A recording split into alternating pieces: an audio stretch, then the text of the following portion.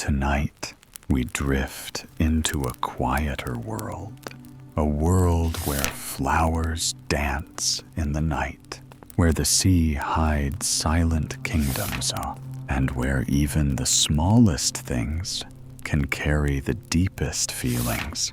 These are gentle stories, some soft like dreams, some touched with longing, and some that fade like distant memories. You don't need to follow every word. You don't need to understand everything. Just listen and let the images come and go like waves in the dark. Slowly, your thoughts will loosen. Your body will grow heavy and sleep will arrive. Without effort, so close your eyes and let the stories carry you far away into the quiet of the night. The Little Mermaid, far out in the ocean, where the water is as blue as the prettiest cornflower and as clear as crystal. It is very, very deep. So deep indeed that no cable could fathom it. Many church steeples, piled one upon another, would not reach from the ground beneath to the surface of the water above. There dwell the Sea King and his subjects.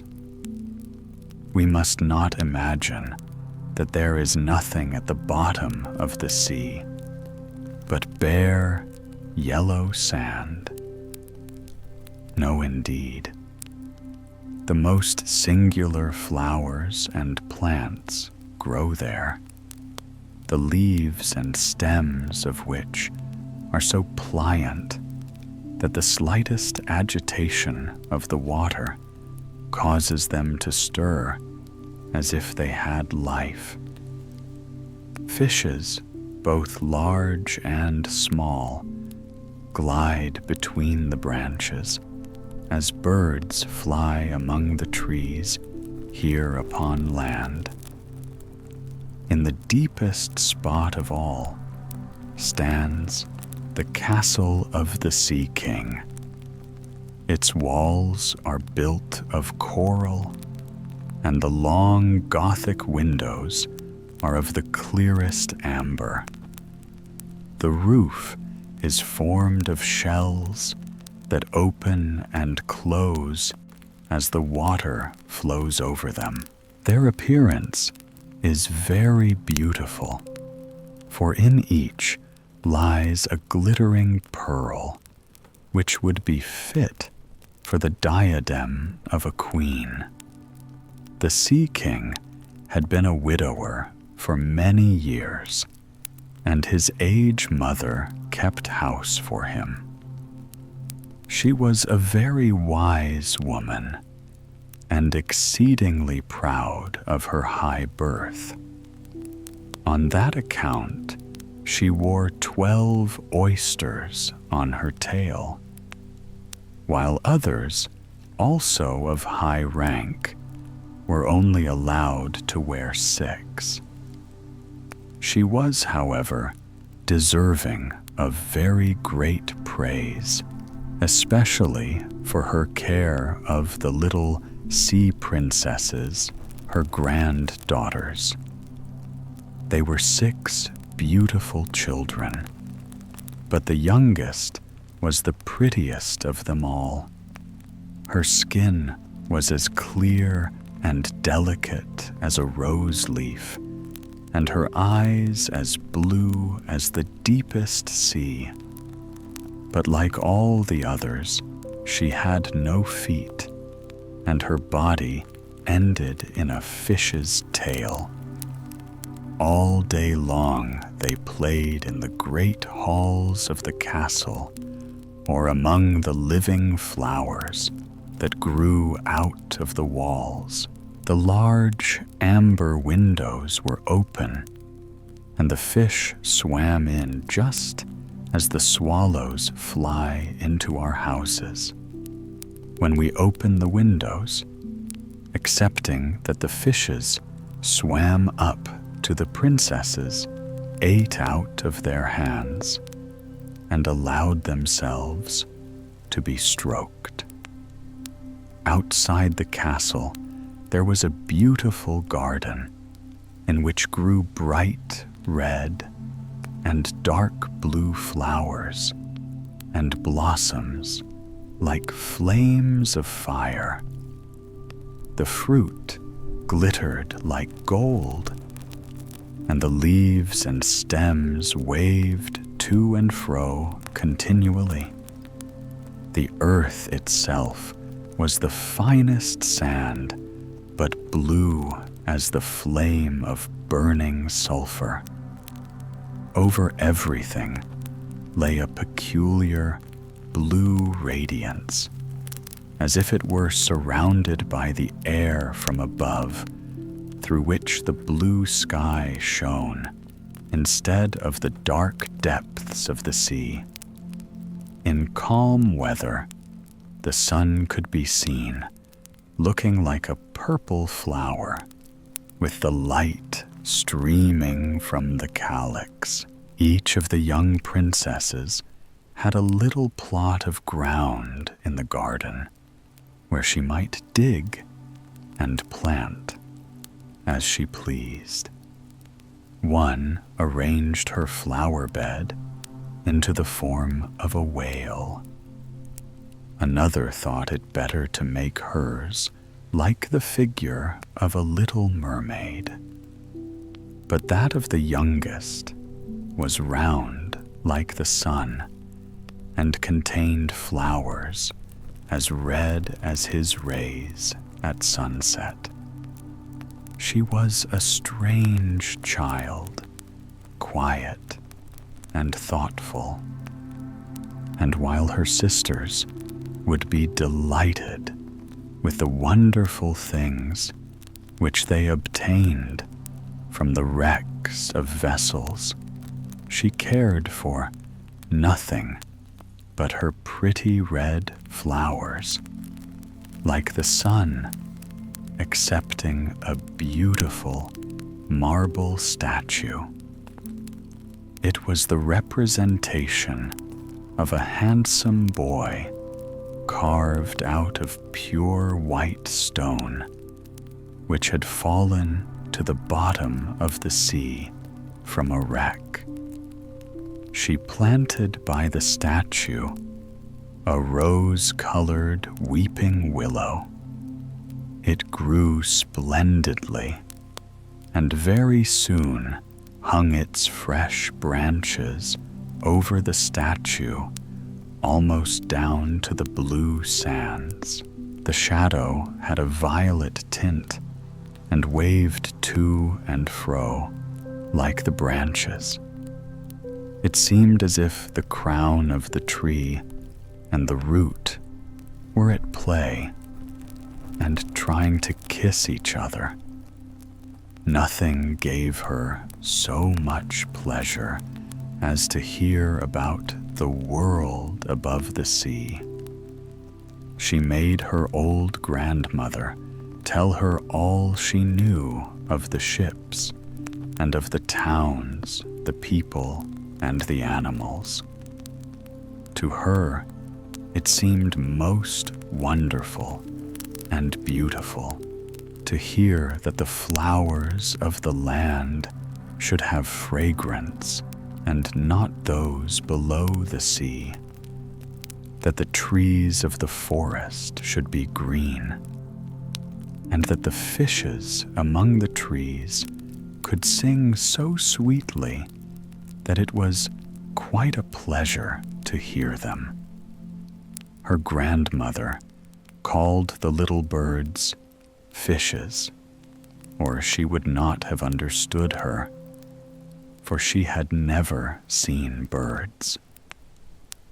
"When you have reached your 15th year," said the grandmother, "you will have permission to rise up out of the sea to sit on the rocks in the moonlight, while the great ships are sailing by. And then you will see both forests and towns. Victor. In the following year, one of the sisters would be 15, but as each was a year younger than the other, the youngest would have to wait 5 years before her turn came to rise up from the bottom of the ocean and see the earth as we do. However, each promised to tell the others what she saw on her first visit and what she thought the most beautiful. For their grandmother could not tell them enough. There were so many things on which they wanted information. None of them longed so much for her turn to come as the youngest, she who had the longest time to wait, and who was so quiet and thoughtful. Many nights she stood by the open window, looking up through the dark blue water and watching the fish as they splashed about with their fins and tails. She could see the moon and stars shining faintly, but through the water they looked larger than they do to our eyes.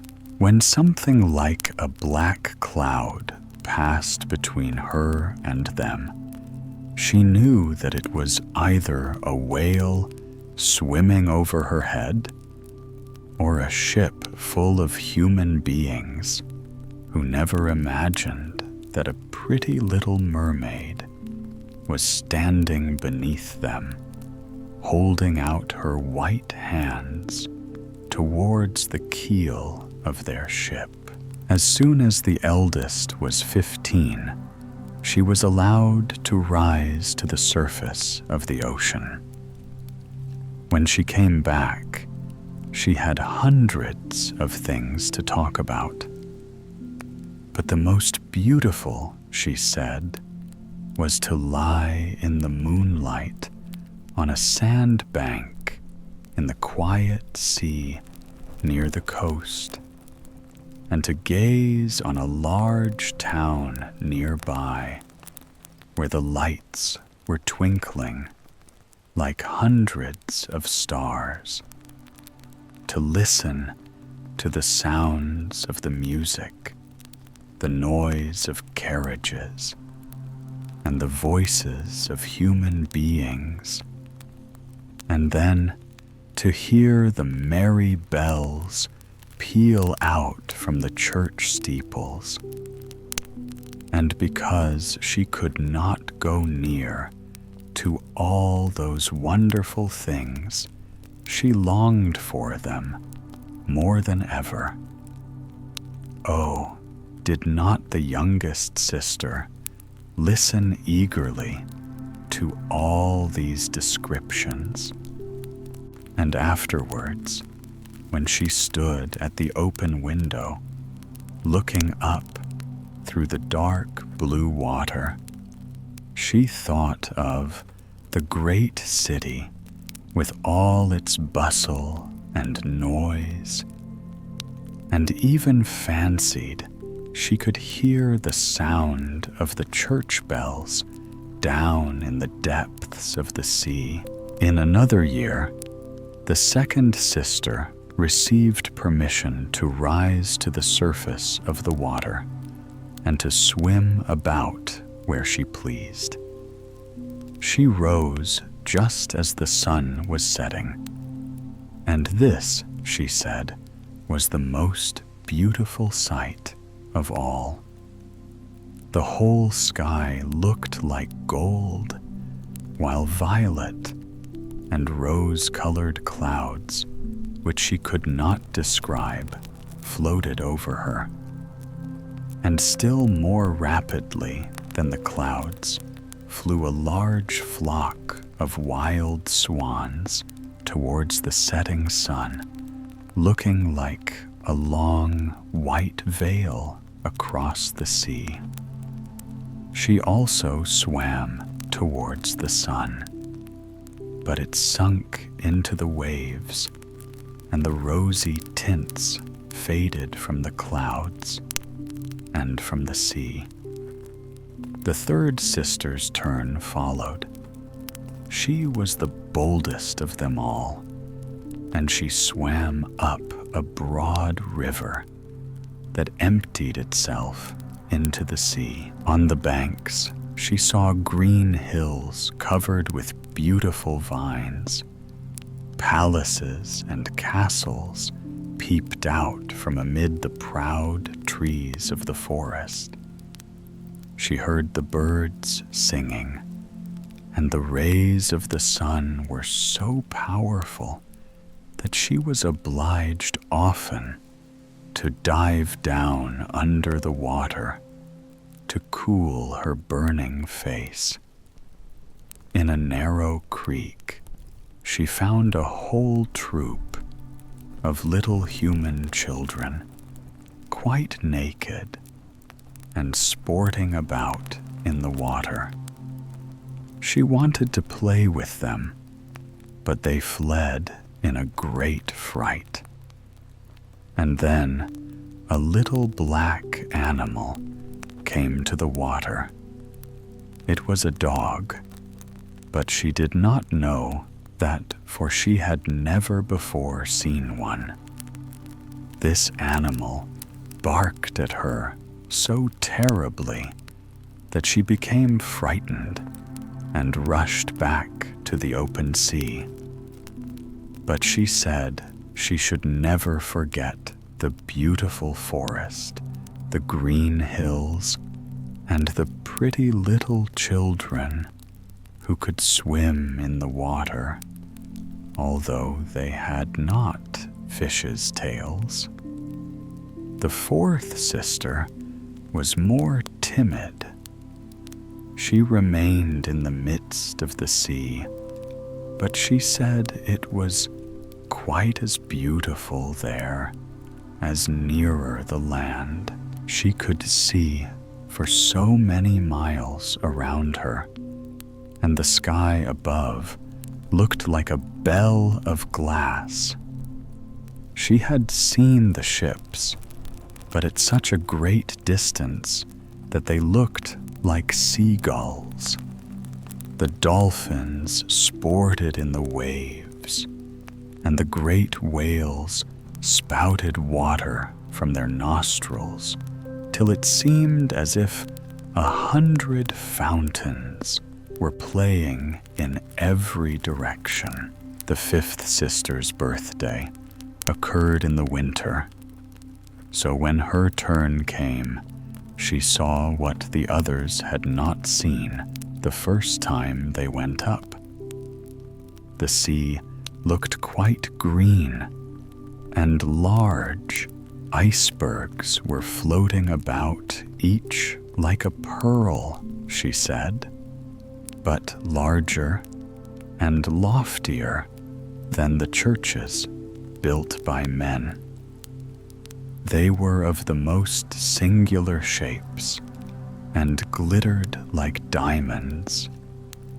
She had seated herself upon one of the largest and let the wind play with her long hair, and she remarked that all the ships sailed by rapidly and steered as far away as they could from the iceberg, as if they were afraid of it.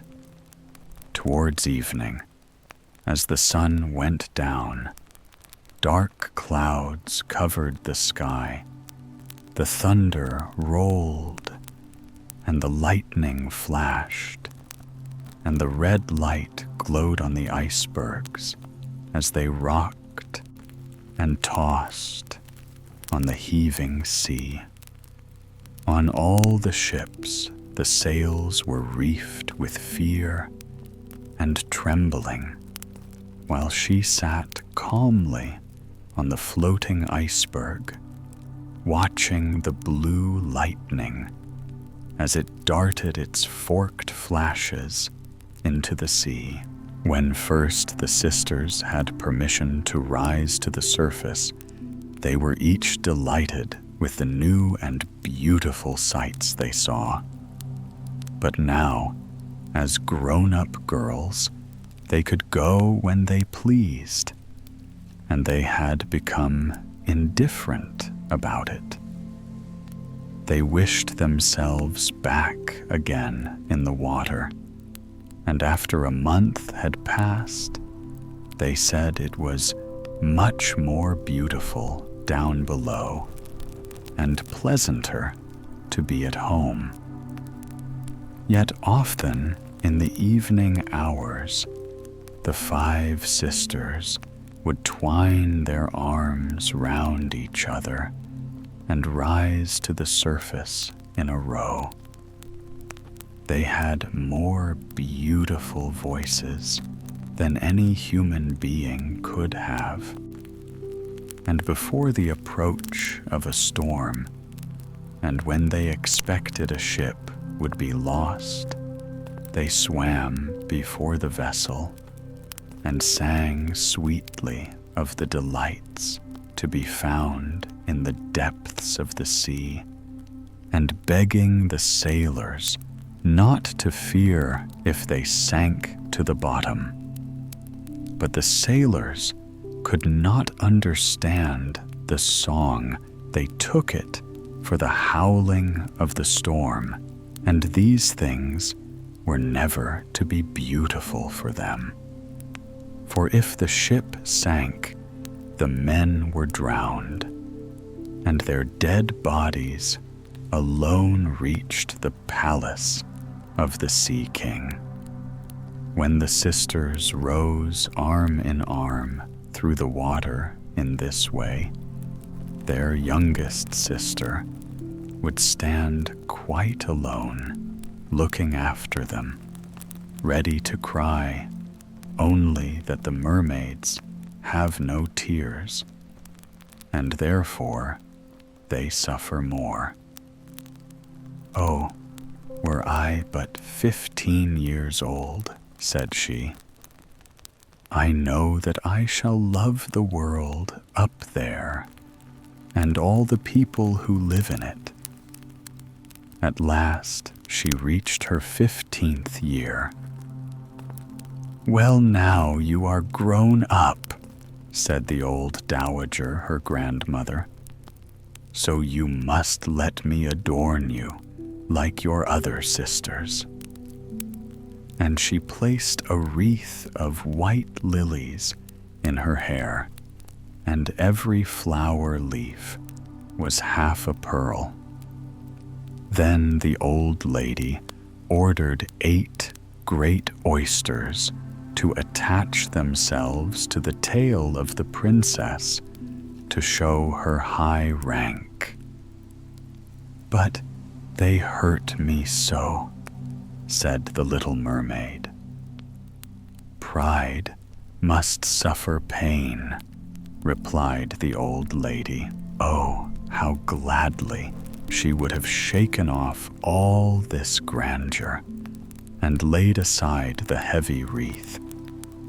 The red flowers in her own garden would have suited her much better. But she could not help herself, so she said, "Farewell," and rose as lightly as a bubble to the surface of the water. The sun had just set as she raised her head above the waves, but the clouds were tinted with crimson and gold, and through the glimmering twilight beamed the evening star in all its beauty. The sea was calm, and the air mild and fresh. A large ship with 3 masts lay becalmed on the water with only one sail set, for not a breeze stiffed, and the sailors sat idle on deck or amongst the rigging. There was music and song on board, and as darkness came on, 100 colored lanterns were lighted as if the flags of all nations waved in the air. The Little Mermaid swam close to the cabin windows, and now and then, as the waves lifted her up, she could look in through clear glass window panes and see a number of well-dressed people within. Among them was a young prince, the most beautiful of all, with large black eyes. He was 16 years of age, and his birthday was being kept with much rejoicing.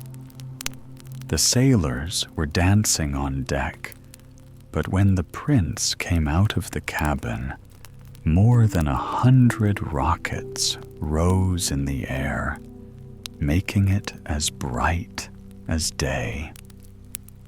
The Little Mermaid was so startled that she dived underwater, and when she again stretched out her head, it appeared as if all the stars of heaven were falling around her. She had never seen such fireworks before. Great suns spurted fire about splendid fireflies flew into the blue air, and everything was reflected in the clear, calm sea beneath. The ship itself was so brightly illuminated that all the people and even the smallest rope could be distinctly and plainly seen, and how handsome the young prince looked as he pressed the hands of all present and smiled at them, while the music resounded through the clear night air. It was very late, yet the Little Mermaid could not take her eyes from the ship or from the beautiful prince. The colored lanterns had been extinguished. No more rockets rose in the air, and the cannon had ceased firing. But the sea became restless, and a moaning, grumbling sound could be heard beneath the waves. Still, the Little Mermaid remained by the cabin window, rocking up and down on the water, which enabled her to look in. After a while, the sails were quickly unfurled, and the noble ship continued her passage. But soon the waves rose higher. Heavy clouds darkened the sky, and lightning appeared in the distance. A dreadful storm was approaching. Once more the sails were reefed, and the great ship pursued her flying course over the raging sea. The waves rose mountains high, as if they would have overtopped the mast. But the ship dived like a swan between them, and then rose again on their lofty, foaming crests. To the Little Mermaid, this appeared pleasant sport. Not so to the sailors. At length, the ship groaned and creaked. The thick planks gave way under the lashing of the sea as it broke over the deck. The mainmast snapped asunder like a reed. The ship lay over on her side, and the water rushed in. The little mermaid now perceived that the crew were in danger. Even she herself was obliged to be careful to avoid the beams and planks of the wreck which lay scattered on the water. At one moment, it was so pitch dark that she could not see a single object, but a flash of lightning revealed the whole scene. She could see everyone who had been on board, excepting the prince. When the ship parted, she had seen him sink into the deep waves, and she was glad, for she thought he would now be with her. And then she remembered that human beings could not live in the water, so that when he got down to her father's palace, he would be quite dead. But he must not die. So she swam about among the beams and planks which strewed the surface of the sea, forgetting that they could crush her to pieces. Then she dived deeply under the dark waters, rising and falling with the waves, till at length she managed to reach the young prince, who was fast losing the power of swimming in that stormy sea. His limbs were failing him, his beautiful eyes were closed, and he would have died had not the little mermaid come to his assistance. She held his head above the water and let the waves drift them where they would. In the morning, the storm had ceased, but of the ship, not a single fragment could be seen. The sun rose up red and glowing from the water, and its beams brought back the hue of health to the prince's cheeks. But his eyes remained closed. The mermaid kissed his high, smooth forehead and stroked back his wet hair. He seemed to her like the marble statue in her little garden, and she kissed him again and wished that he might live. Presently, they came in sight of land. She saw lofty blue mountains on which the white snow rested, as if a flock of swans were lying upon them. Near the coast were beautiful green forests, and close by stood a large building, whether a church or a convent she could not tell. Orange and citron trees grew in the garden, and before the door stood lofty palms. The sea here formed a little bay in which the water was quite still, but very deep. So she swam with the handsome prince to the beach, which was covered with fine white sand, and there she laid him in the warm sunshine, taking care to raise his head higher than his body. Then bells sounded in the large white building, and a number of young girls came into the garden. The little mermaid swam out farther from the shore and placed herself between some high rocks that rose out of the water. Then she covered her head and neck with the foam of the sea, so that her little face might not be seen, and watched to see what would become of the poor prince. She did not wait long before she saw a young girl approach the spot where he lay. She seemed frightened at first, but only for a moment. Then she fetched a number of people, and the mermaid saw that the prince came to life again and smiled upon those who stood round him. But to her he sent no smile. He knew not that she had saved him. This made her very unhappy, and when he was led away into the great building, she dived down sorrowfully into the water and returned to her father's castle.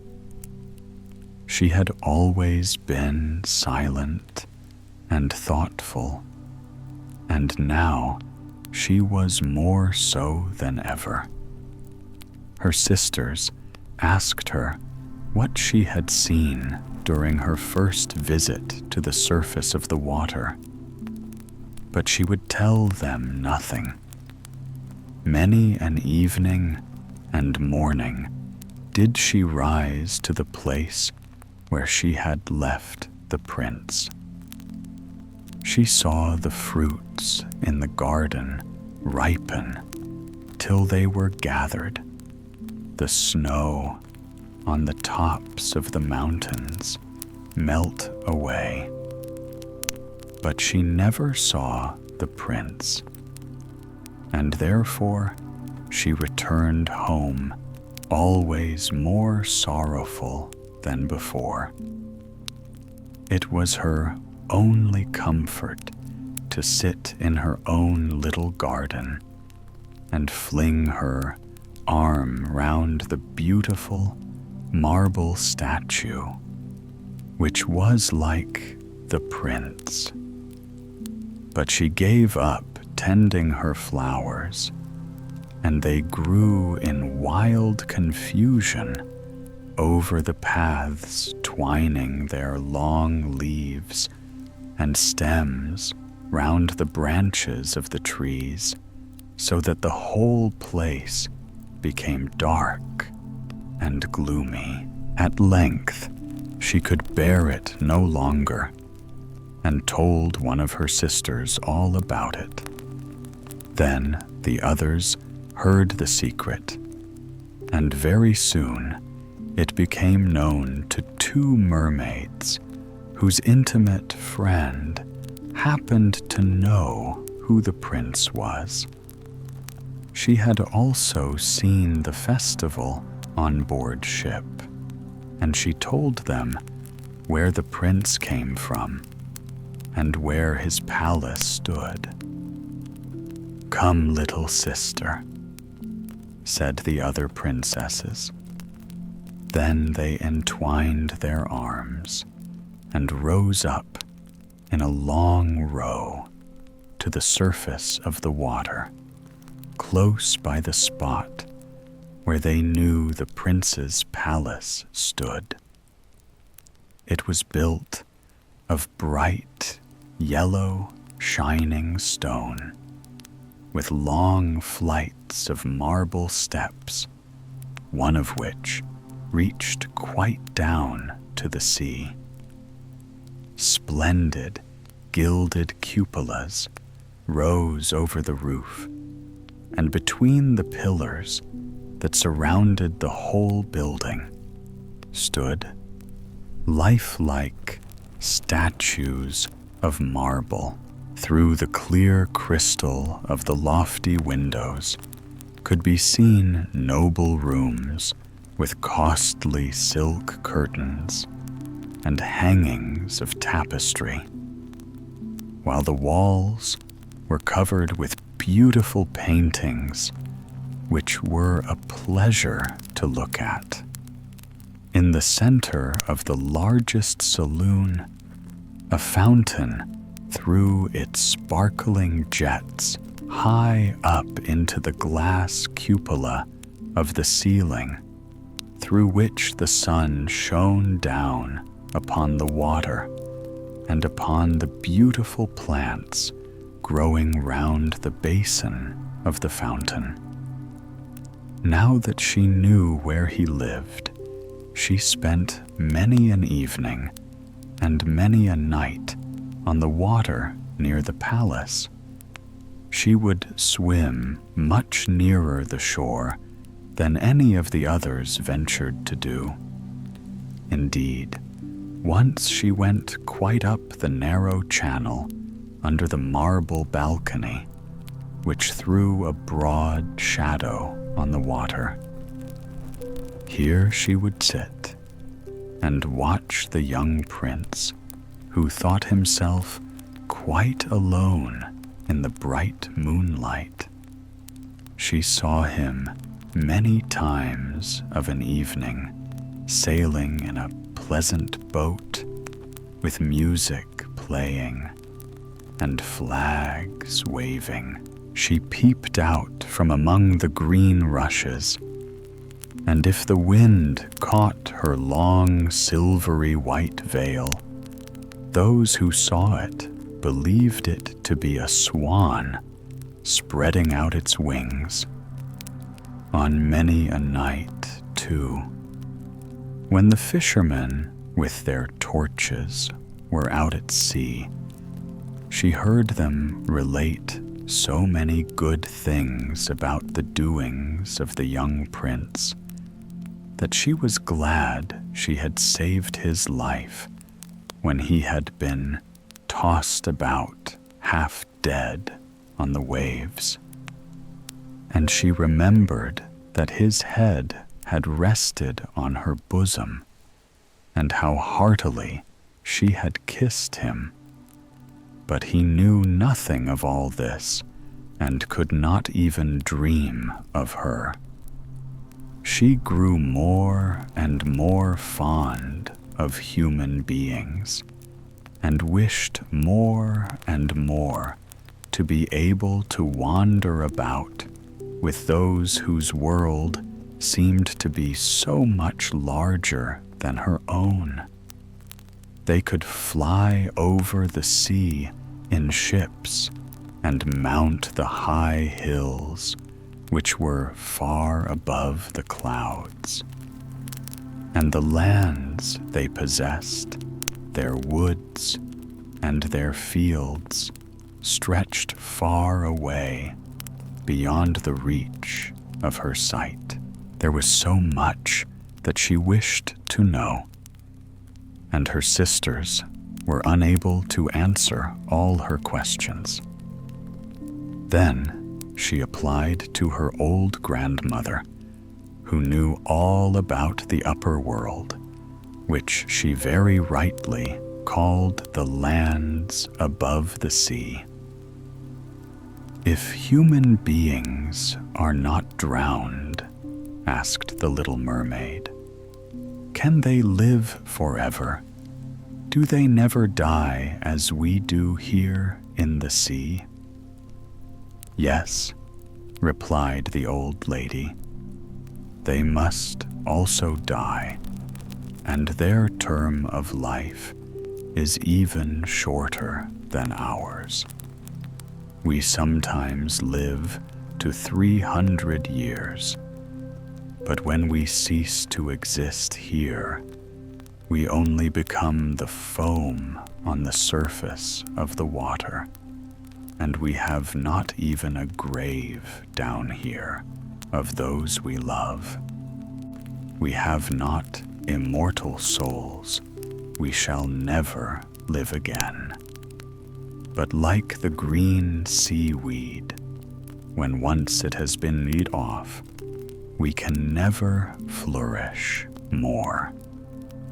Human beings, on the contrary, have a soul which lives forever, lives after the body has been turned to dust.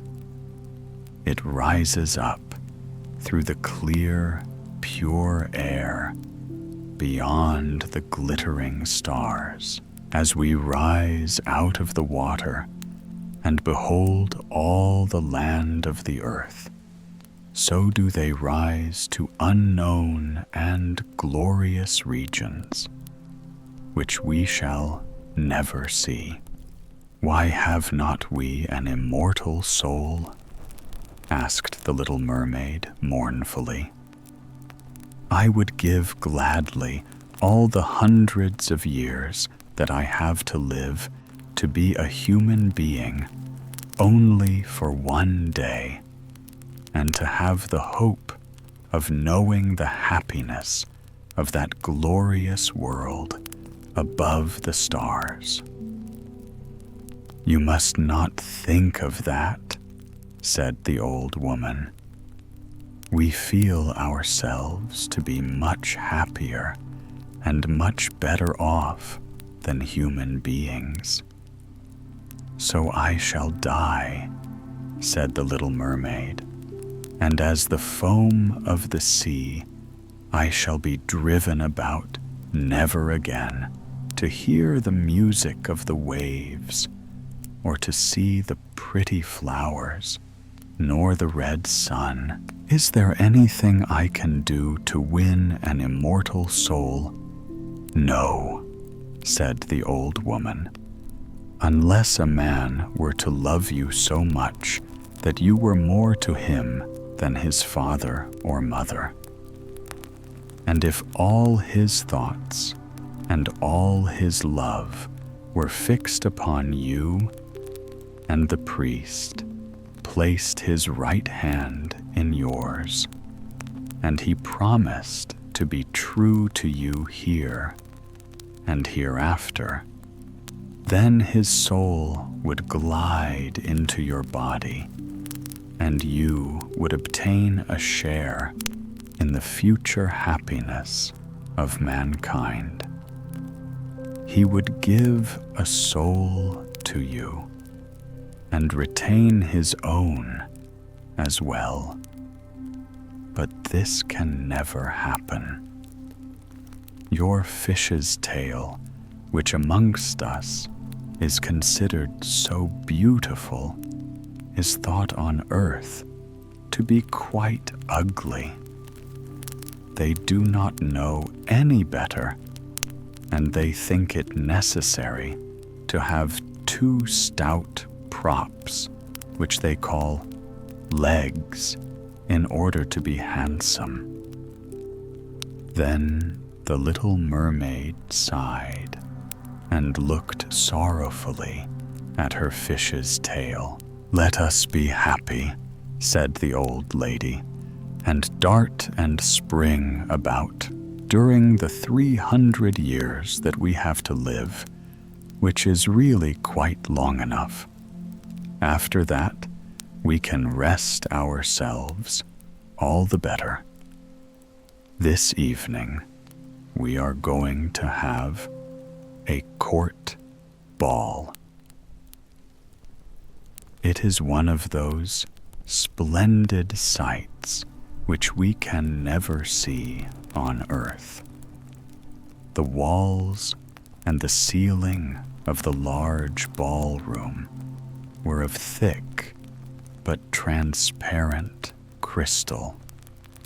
May hundreds of colossal shells, some of a deep red, others of a grass green, stood on each side in rows with blue fire in them, which lighted up the whole saloon and shone through the walls, so that the sea was also illuminated.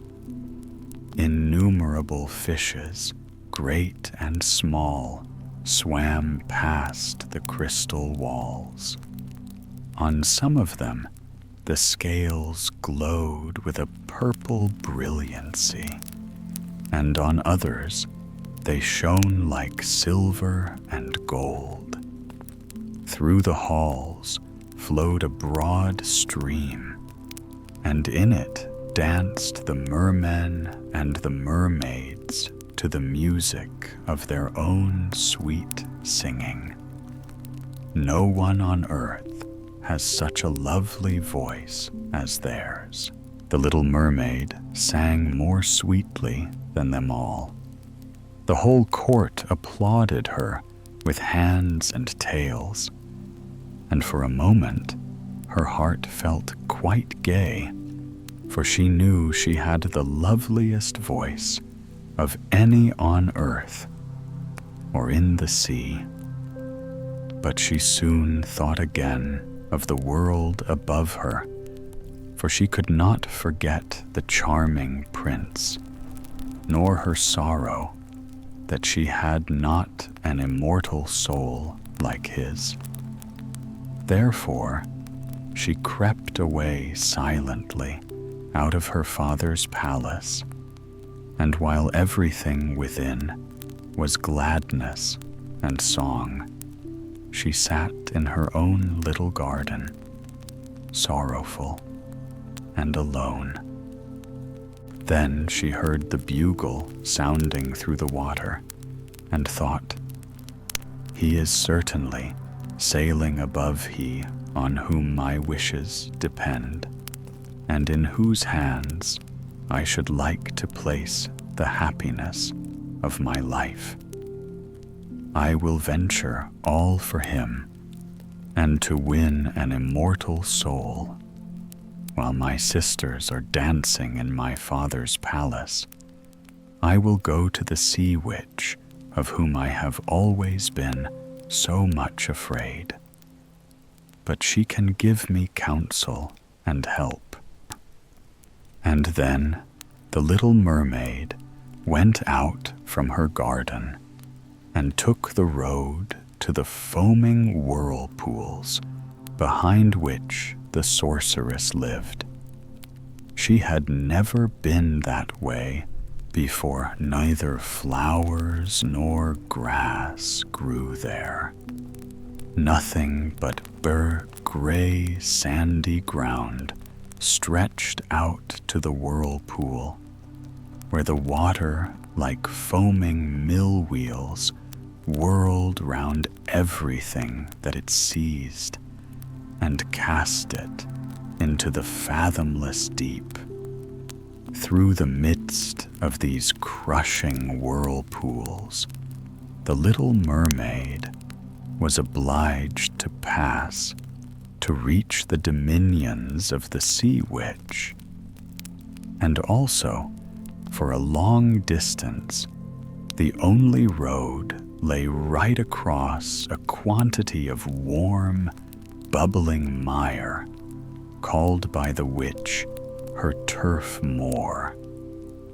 Beyond this stood her house in the center of a strange forest, in which all the trees and flowers were polypi, half animals and half plants.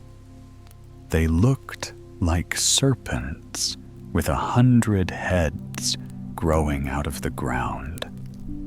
The branches were long, slimy arms with fingers like flexible worms, moving limb after limb from the root to the top. All that could be reached in the sea they seized upon and held fast, so that it never escaped from their clutches. The little mermaid was so alarmed at what she saw that she stood still, and her heart beat with fear, and she was very nearly turning back. But she thought of the prince and of the human soul for which she longed, and her courage returned. She fastened her long, flowing hair round her head so that the polypi might not seize hold of it. She laid her hands together across her bosom, and then She darted forward as a fish shoots through the water between the supple arms and fingers of the ugly polypi, which were stretched out on each side of her. She saw that each held in its grasp something it had seized with its numerous little arms, as if they were iron bands, the white skeletons of human beings who had perished at sea and had sunk down into the deep waters, skeletons of land animals, oars, rudders, and chests of ships were lying tightly grasped by their clinging arms. Even a little mermaid, whom they had caught and strangled, and this seemed the most shocking of all to the little princess. She now came to a space of marshy ground in the wood, where large, fat water snakes were rolling in the mire and showing their ugly, drab-colored bodies.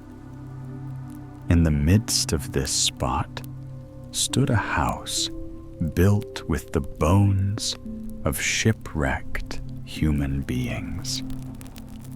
There sat the sea witch, allowing a toad to eat from her mouth, just as people sometimes feed a canary with a piece of sugar. She called the ugly water snakes her little chickens and allowed them to crawl her bosom. "I know what you want," said the sea witch. "It is very stupid of you, but you shall have your way, and it will bring you to sorrow, my pretty princess. You want to get rid of your fish's tail and to have 2 supports instead of it like human beings on earth, so that the young prince may fall in love with you, and that you may have an immortal soul." And then the witch laughed so loud and disgustingly that the toad and the snakes fell to the ground and lay there wriggling about. "You are but just in time," said the witch. "For after sunrise tomorrow, I should not be able to help you till the end of another year. I will prepare a draft for you with which you must swim to land tomorrow before sunrise, and sit down on the shore and drink it. Your tail will then disappear and shrink up into what mankind calls legs, and you will feel great pain, as if a sword were passing through you. But all who see you will say that you are the prettiest little human being they ever saw. You will still have the same floating gracefulness of movement, and no dancer will ever tread so lightly. But at every step you take, it will feel as if you were treading upon sharp knives, and that the blood must flow. If you will bear all this, I will help you." "Yes, I will," said the little princess in a trembling voice as she thought of the prince and the immortal soul. "But think again," said the witch. For when once your shape has become like a human being, you can no more be a mermaid. You will never return through the water to your sisters or to your father's palace again. And if you do not win the love of the prince, so that he is willing to forget his father and mother for your sake, and to love you with his whole soul, and allow the priest to join your hands that you may be man and wife, then you will never have an immortal soul. The first morning after he marries another, your heart will break, and you will become foam on the crest of the waves. I will do it, said the little mermaid, and she became pale as death. But I must be paid also, said the witch, and it is not a trifle that I ask.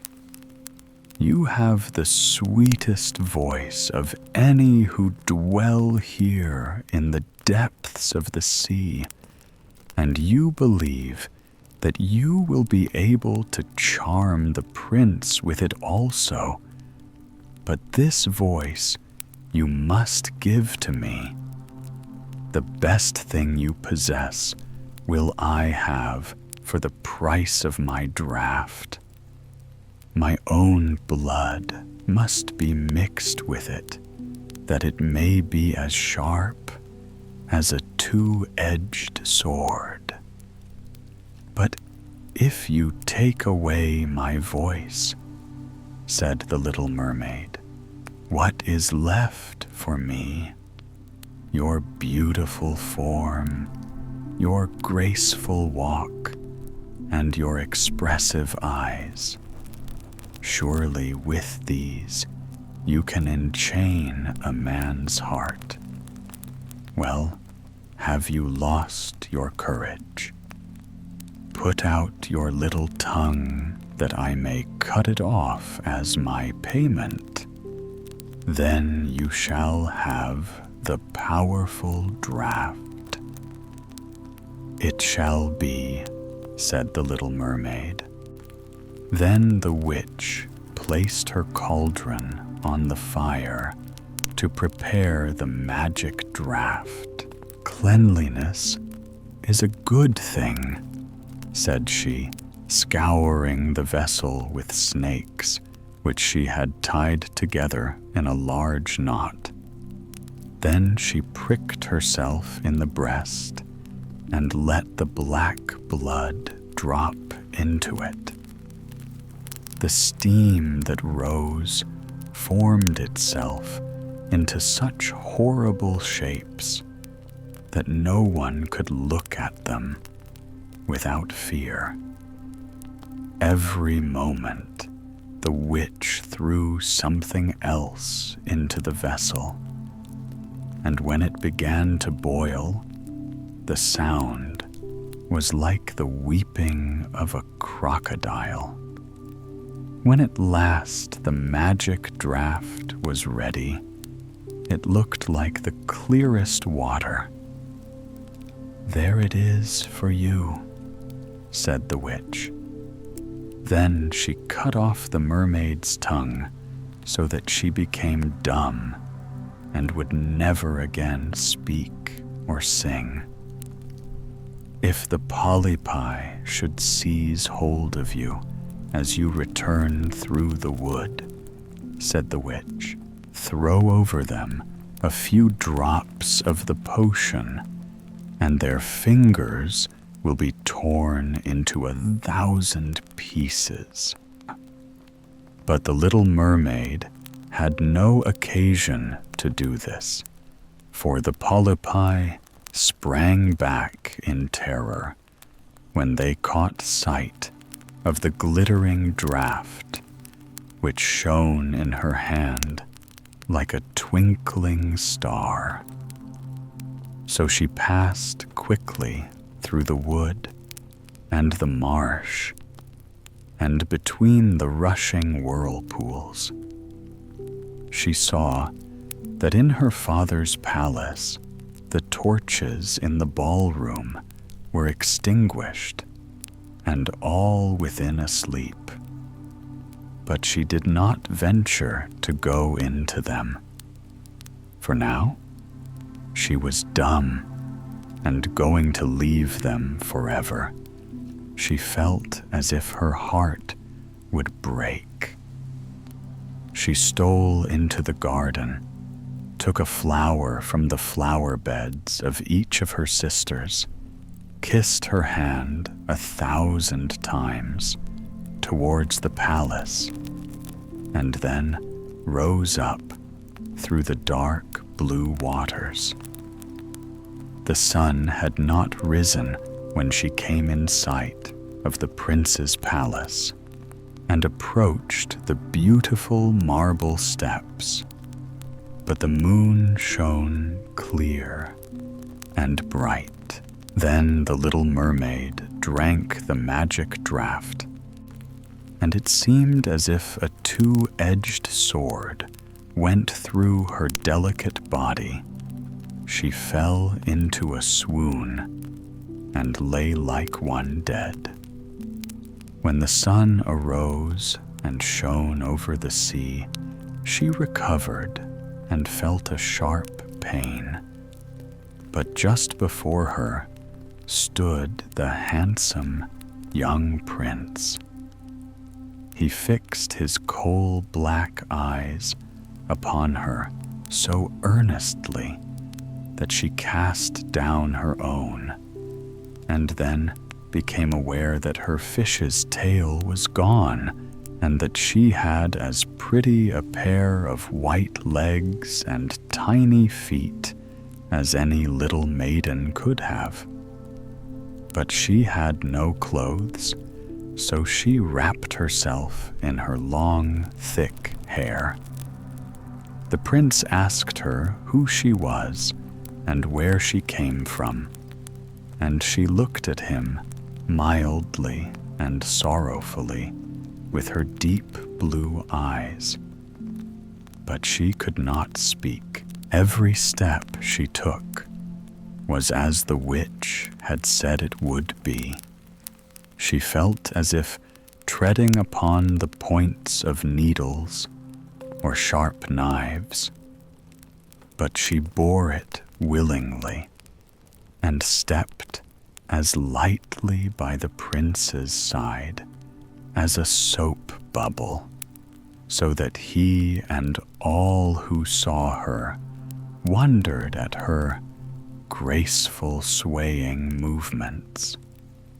She was very soon arrayed in costly robes of silk and muslin, and was the most beautiful creature in the palace. But she was dumb and could neither speak nor sing. Beautiful female slaves, dressed in silk and gold, stepped forward and sang before the prince and his royal parents. One sang better than all the others, and the prince clapped his hands and smiled at her. This was great sorrow to the little mermaid.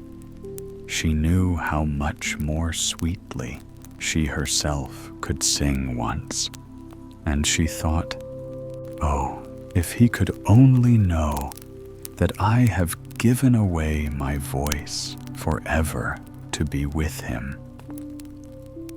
The slaves next performed some pretty fairy-like dances to the sound of beautiful music. Then the little mermaid raised her lovely white arms, stood on the tips of her toes, and glided over the floor and danced as no one yet had been able to dance. At each moment, her beauty became more revealed, and her expressive eyes appealed more directly to the heart than the songs of the slaves. Everyone was enchanted, especially the prince, who called her his little foundling, and she danced again quite readily to please him, though each time her foot touched the floor, it seemed as if she trod on sharp knives. The prince said she should remain with him always, and she received permission to sleep at his door on a velvet cushion. He had a page's dress made for her, that she might accompany him on horseback. They rode together through the sweet scented woods, where the green boughs touched their shoulders, and the little birds sang among the fresh leaves. She climbed with the prince to the tops of high mountains, and although her tender feet bled so that even her steps were marked, she only laughed and followed him till they could see the clouds beneath them, looking like a flock of birds traveling to distant lands. While at the prince's palace, and when all the household were asleep, she would go and sit on the broad marble steps, for it eased her burning feet to bathe them in the cold sea water. And then she thought of all those below in the deep. Once, during the night, her sisters came up arm in arm, singing sorrowfully as they floated on the water. She beckoned to them, and then they recognized her and told her how she had grieved them. After that, they came to the same place every night, and once she saw in the distance her old grandmother, who had not been to the surface of the sea for many years, and the old sea king, her father, with his crown on his head. They stretched out their hands towards her, but they did not venture so near the land as her sisters did. As the days passed, she loved the prince more fondly, and he loved her as he would love a little child, but it never came into his head to make her his wife. Yet unless he married her, she could not receive an immortal soul. And on the morning after his marriage with another, she would dissolve into the foam of the sea. Do you not love me, the best of them all? The eyes of the little mermaid seemed to say, when he took her in his arms and kissed her fair forehead. Yes, you are dear to me, said the prince, for you have the best heart, and you are the most devoted to me. You are like a young maiden, whom I once saw, but whom I shall never meet again. I was in a ship that was wrecked, and the waves cast me ashore near a holy temple where several young maidens performed the service. The youngest of them found me on the shore and saved my life. I saw her, but twice, and she is the only one in the world whom I could love. But you are like her, and you have almost driven her image out of my mind. She belongs to the holy temple, and my good fortune has sent you to me instead of her, and we will never part.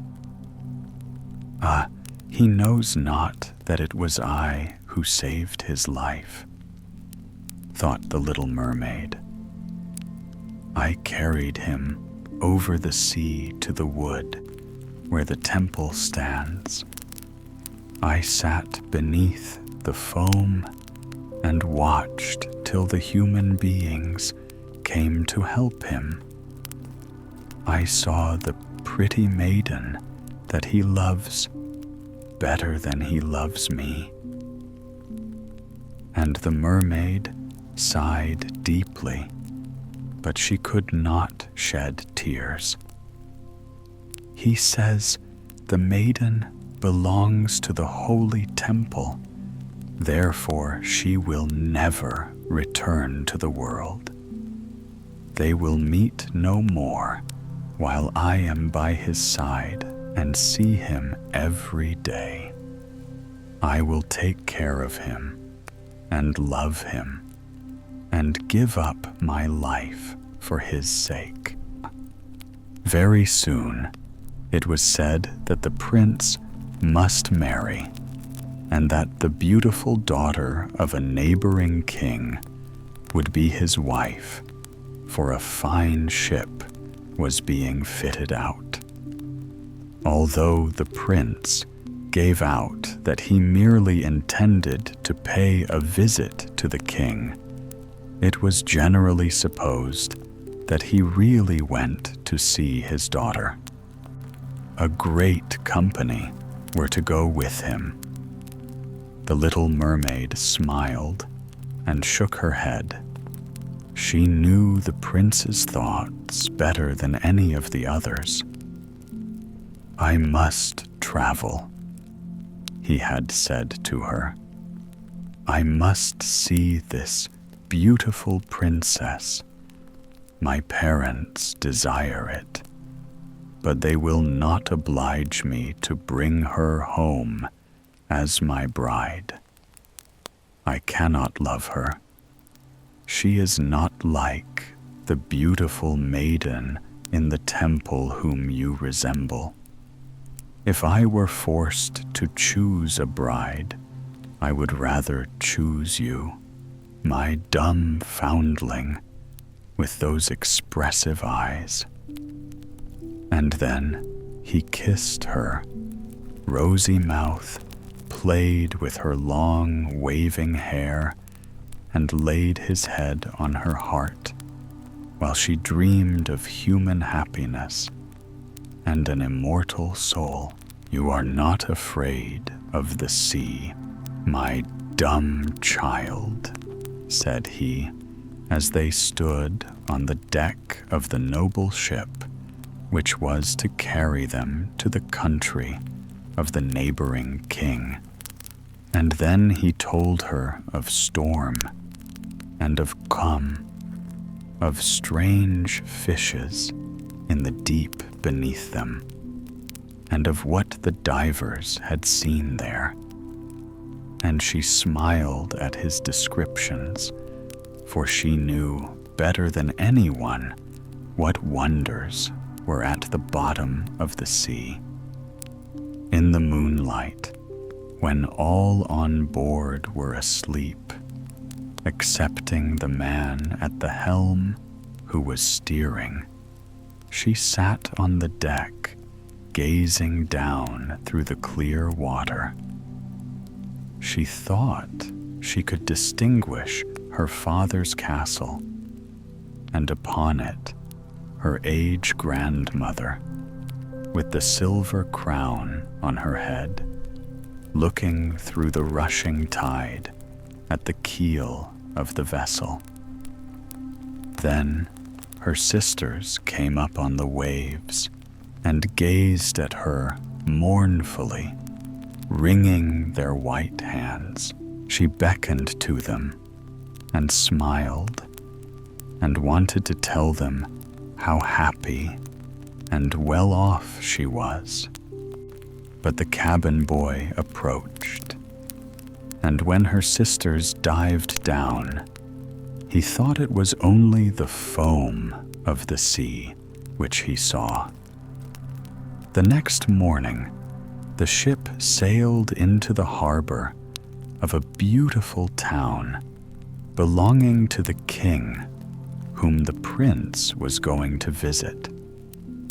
The church bells were ringing, and from the high towers sounded a flourish of trumpets, and soldiers with flying colors and glittering bayonets lined the rocks through which they passed. Every day was a festival. Balls and entertainments followed one another. But the princess had not yet appeared. People said that she was being brought up and educated in a religious house where she was learning every royal virtue. At last she came. Then the Little Mermaid, who was very anxious to see whether she was really beautiful, was obliged to acknowledge that she had never seen a more perfect vision of beauty. Her skin was delicately fair, and beneath her long, dark eyelashes, her laughing blue eyes shone with truth and purity. "It was you," said the prince, "who saved my life when I lay dead on the beach." And he folded his blushing bride in his arms. "Oh, I am too happy," said he to the Little Mermaid. "My fondest hopes are all fulfilled. You will rejoice at my happiness, for your devotion to me is great and sincere." The Little Mermaid kissed his hand and felt as if her heart were already broken. His wedding morning would bring death to her, and she would change into the foam of the sea. All the church bells rung, and the heralds rode about the town, proclaiming the betrothal. Perfumed oil was burning in costly silver lamps on every altar. The priests waved the censers, while the bride and bridegroom joined their hands and received the blessing of the bishop. The Little Mermaid, dressed in silk and gold, held up the bride's train, but her ears heard nothing of the festive music, and her eyes saw not the holy ceremony. She thought of the night of death which was coming to her, and of all she had lost in the world. On the same evening, the bride and bridegroom went on board ship. Cannons were roaring flags, waving, and in the center of the ship, a costly tent of purple and gold had been erected. It contained elegant couches for the reception of the bridal pair during the night. The ship, with swelling sails and a favorable wind, glided away smoothly and lightly over the calm sea. When it grew dark, a number of colored lamps were lit, and the sailors danced merrily on the deck. The Little Mermaid could not help thinking of her first rising out of the sea when she had seen similar festivities and joys. And she joined in the dance, poised herself in the air as a swallow when he pursues his prey, and all present cheered her with wonder. She had never danced so elegantly before. Her tender feet felt as if cut with sharp knives, but she cared not for it. A sharper pang had pierced through her heart. She knew this was the last evening she should ever see the prince for whom she had forsaken her kindred and her home. She had given up her beautiful voice and suffered unheard of pain daily for him, while he knew nothing of it. This was the last evening that she would breathe the same air with him, or gaze on the starry sky and the deep sea. An eternal night without a thought or a dream awaited her. She had no soul, and now she could never win one. All was joy and gaiety on board ship till long after midnight. She laughed and danced with the rest, while the thoughts of death were in her heart.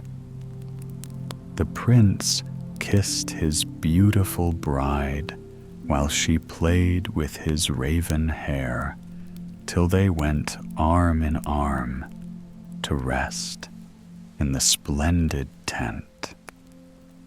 Then all became still on board the ship. The helmsman, alone awake, stood at the helm. The Little Mermaid leaned her white arms on the edge of the vessel and looked towards the east for the first blush of morning, for that first ray of dawn that would bring her death. She saw her sisters rising out of the flood. They were as pale as herself, but their long, beautiful hair waved no more in the wind and had been cut off. "We have given our hair to the witch," said they, "to obtain help for you, that you may not die tonight. She has given us a knife. Here it is. See, it is very sharp. Before the sun rises, you must plunge it into the heart of the prince. When the warm blood falls upon your feet, they will grow together again and form into a fish's tail, and you will be once more a mermaid and return to us to live out your 300 years before you die and change into the salt sea foam. Haste, then. He or you must die before sunrise. Our old grandmother moans so for you that her white hair is falling off from sorrow, as ours fell under the witch's scissors. Kill the prince and come back. Hasten, Do you not see the first red streaks in the sky? In a few minutes, the sun will rise, and you must die." And then they sighed deeply and mournfully and sank down beneath the waves. The little mermaid drew back the crimson curtain of the tent and beheld the fair bride with her head resting on the prince's breast. She bent down and kissed his fair brow, then looked at the sky on which the rosy dawn grew brighter and brighter. Then she glanced at the sharp knife and again fixed her eyes on the prince, who whispered the name of his bride in his dreams. She was in his thoughts, and the knife trembled in the hand of the little mermaid. Then she flung it far away from her into the waves. The water turned red where it fell, and the drops that spurted up looked like blood.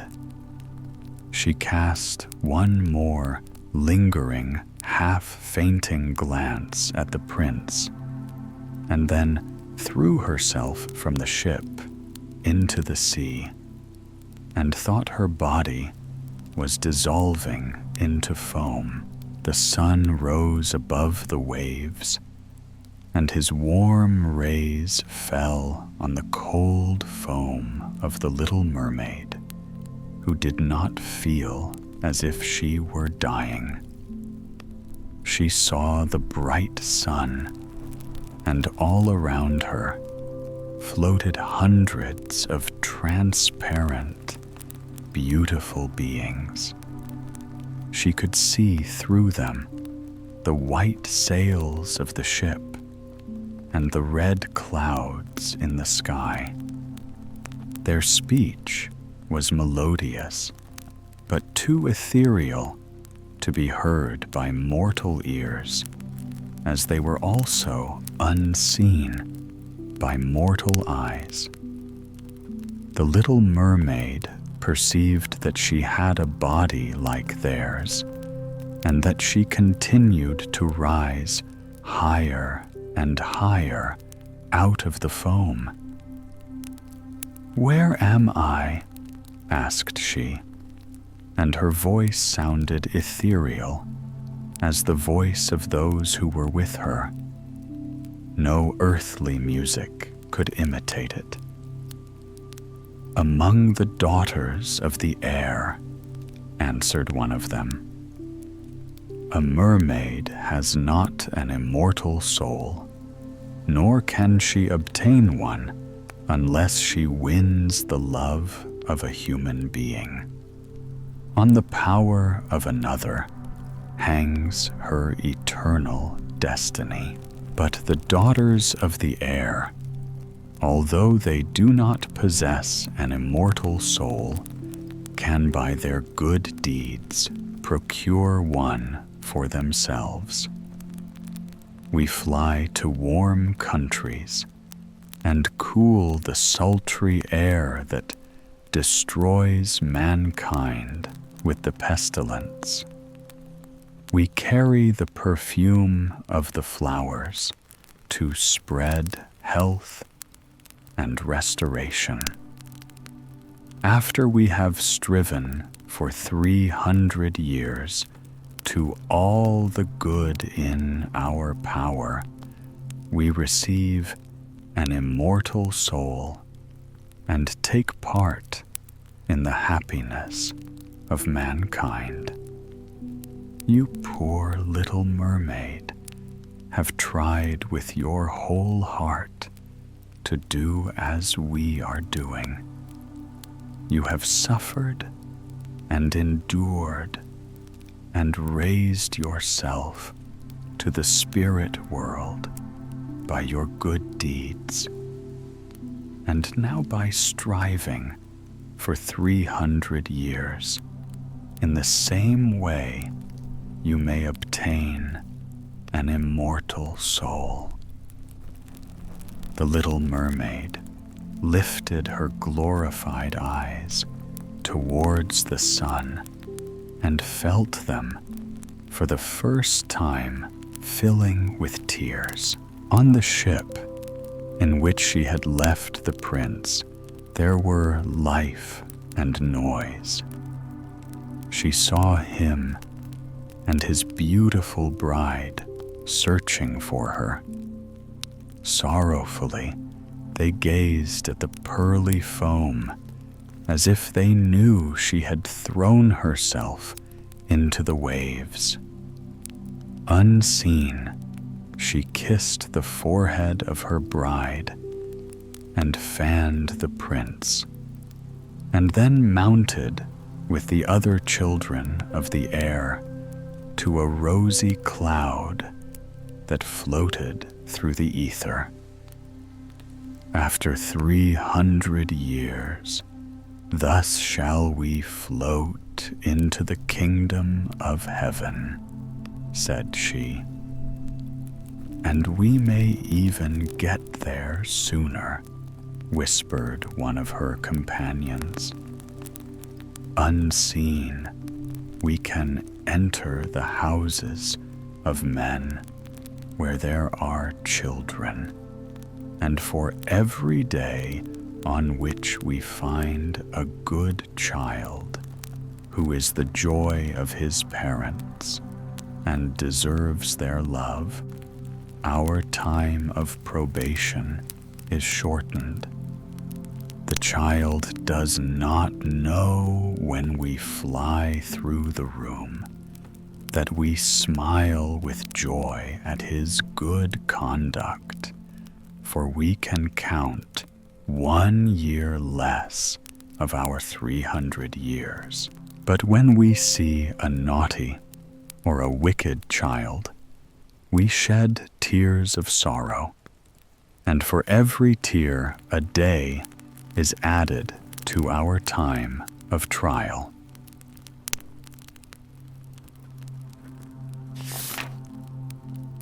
Little Ida's flowers, my poor flowers, are quite dead, said little Ida.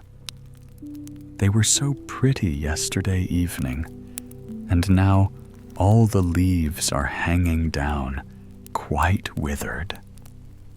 What do they do that for?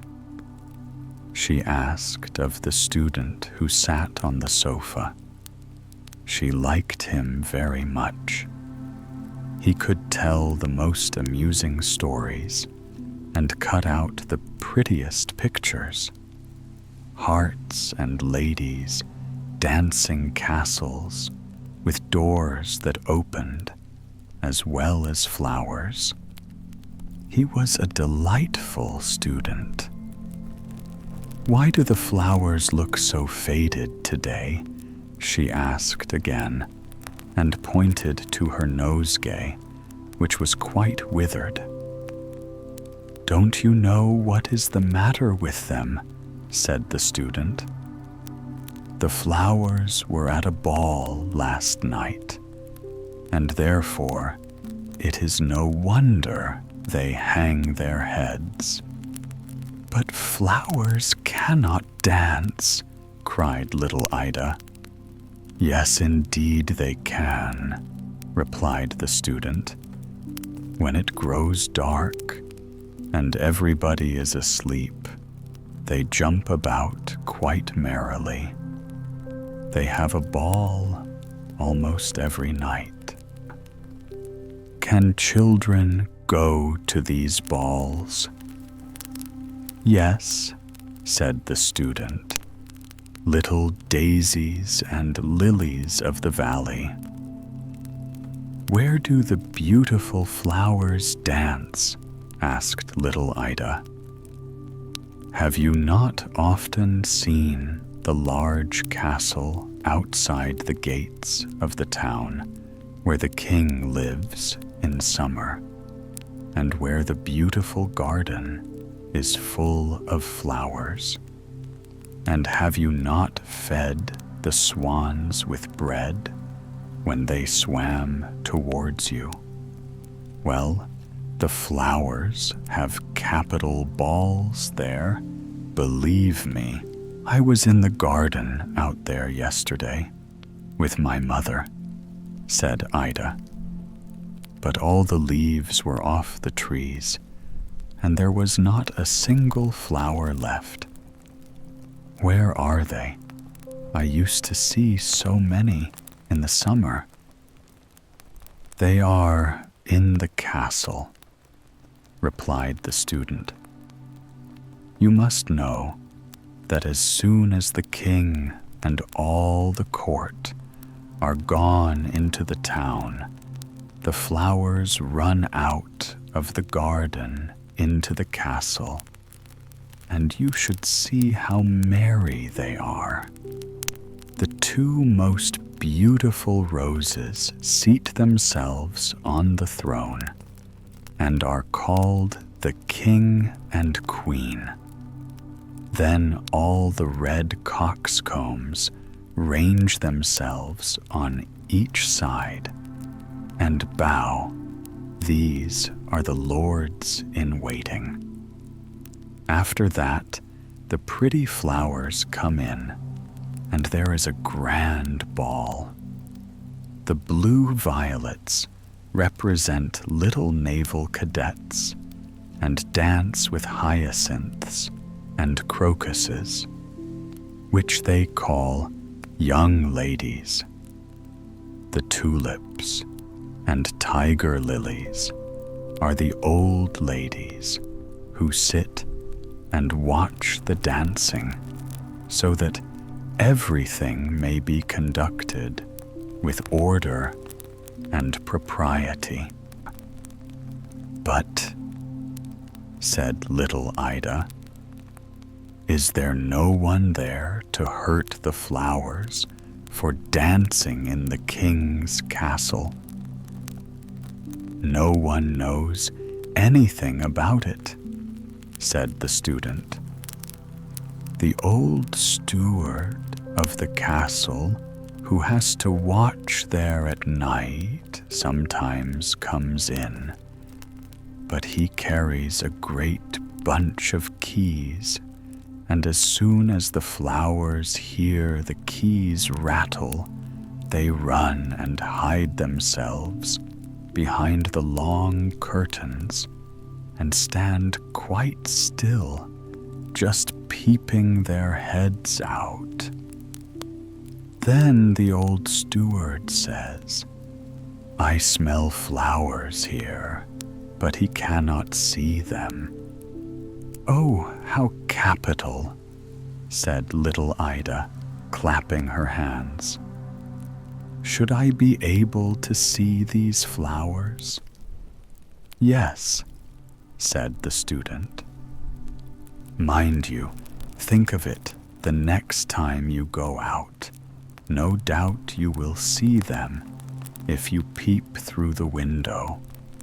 I did so today, and I saw a long yellow lily lying stretched out on the sofa. She was a court lady.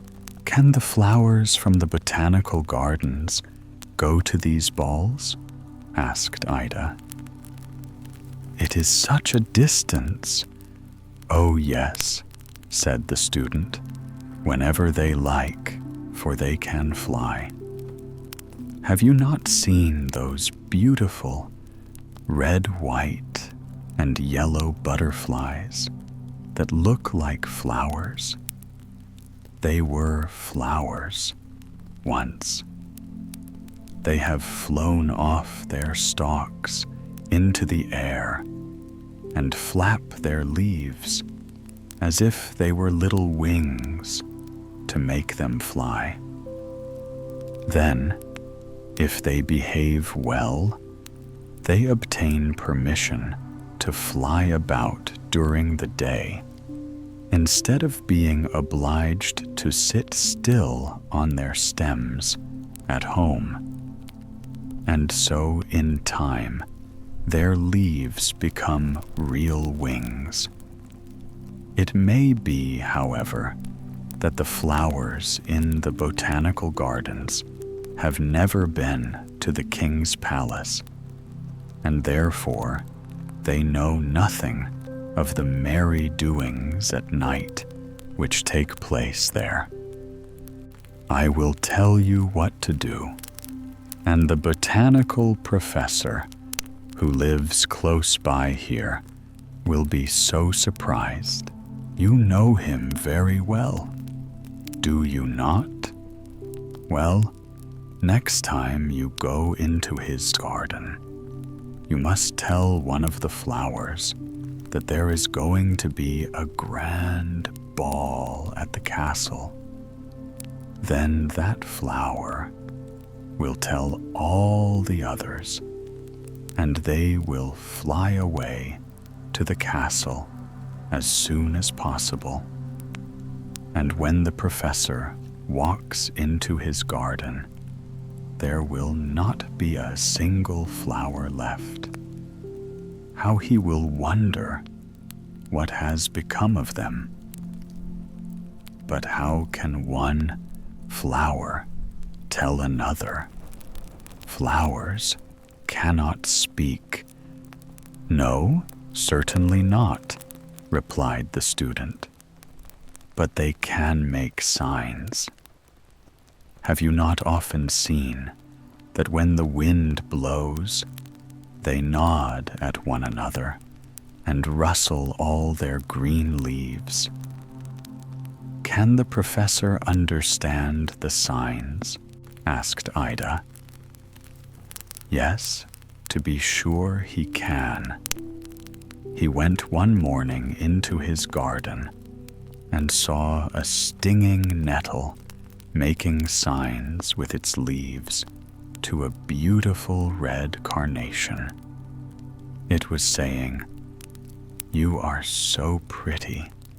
I like you very much." But the professor did not approve of such nonsense, so he clapped his hands on the nettle to stop it. Then the leaves, which are its fingers, stung him so sharply that he has never ventured to touch a nettle since. "Oh, how funny," said Ida, and she laughed.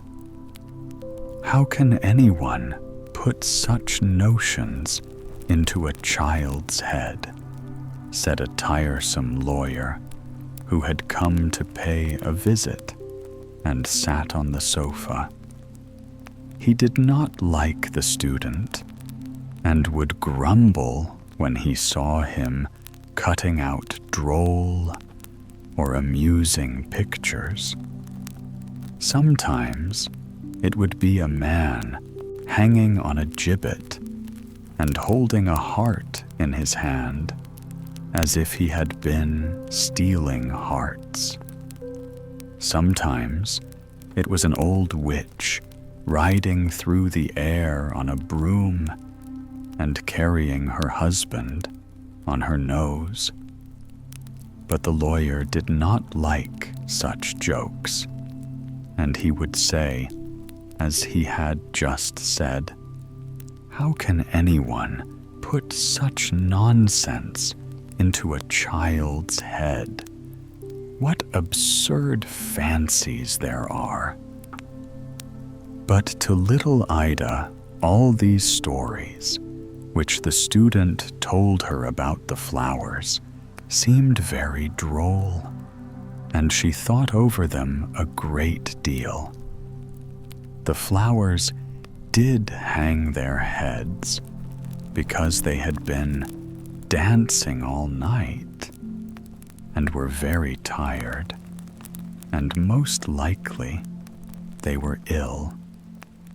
Then she took them into the room where a number of toys lay on a pretty little table, and the whole of the table drawer besides.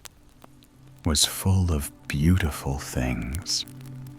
Her doll, Sophie, lay in the doll's bed, asleep, and little Ida said to her, "You must really get up, Sophie, and be content to lie in the drawer tonight.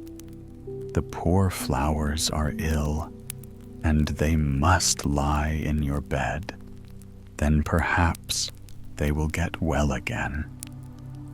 So she took the doll out, who looked quite cross, and said not a single word, for she was angry at being turned out of her bed. Ida placed the flowers in the doll's bed and drew the quilt over them.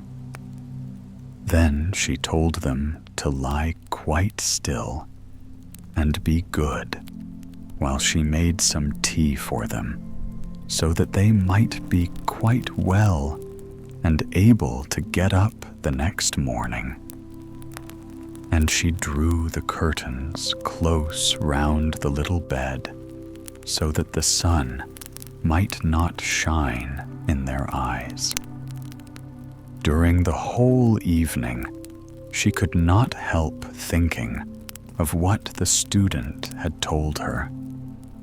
And before she went to bed herself, she was obliged to peep behind the curtains into the garden, where all her mother's beautiful flowers grew, hyacinths and tulips and many others. Then she whispered to them quite softly, "I know you are going to a ball tonight." But the flowers appeared as if they did not understand, and not a leaf moved. Still, Ida felt quite sure she knew all about it. She lay awake a long time after she was in bed, thinking how pretty it must be to see all the beautiful flowers dancing in the king's garden. "I wonder if my flowers have really been there," she said to herself, and then she fell asleep. In the night she awoke. She had been dreaming of the flowers and of the student, as well as of the tiresome lawyer who found fault with him. It was quite still in Ida's bedroom. The night lamp burnt on the table, and her father and mother were asleep. "I wonder if my flowers are still lying in Sophie's bed," she thought to herself. "How much I should like to know."